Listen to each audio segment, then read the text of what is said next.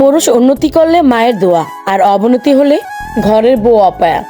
আচ্ছা, তারা কেন ভুলে যায় যে পুরুষের ভরা পকেটে যে নারী পাশে থাকে, শূন্য পকেটেও সেই নারী পাশে থাকে। আল্লাহর কাছে লাখ লাখ শুকরিয়া। সব মেয়েদের ইচ্ছে থাকে একজন ভালো জীবনের সঙ্গী যেন ভাগ্যে থাকে, যেটা আমার আল্লাহ আমাকে দিয়েছে। মানুষ বলে মেয়েদের ভাগ্যের ক্ষেত্রে হাতের 5 আঙ্গুল সমান হয় না। আমি বলি আলহামদুলিল্লাহ, আমার 4 আঙ্গুলই সমান। আমি প্রাউড ফিল করে বলতে পারি সে আমার জীবনের জন্য একজন লাকি ম্যান। আসলে তার মতন একজন ছেলে পাওয়া, আমার মনে হয় মাঝে মাঝে যে আমি আসলেই ভাগ্যবান যে এরকম একজন ছেলে পেয়েছি আমার লাইফ। সে আমাকে যথেষ্ট রেসপেক্ট করে, যথেষ্ট।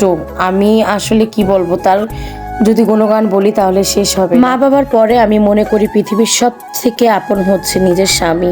নির্দিষ্ট একটা বয়সের পর বাবা মার কাছেও মেয়েরা বোঝা হয়ে যায়, কিন্তু স্বামী নামের মানুষটা আমৃত্যু পরিশ্রম করে যায় স্ত্রীকে ভালো রাখার জন্য। একটা বিবাহিত মেয়ের জীবনটা বিষের মতো হওয়ার একটাই কারণ, সেটা হচ্ছে খারাপ স্বামী। আর একটা মেয়ের জীবন সুন্দর হওয়ার জন্য একটা ভালো স্বামী যথেষ্ট।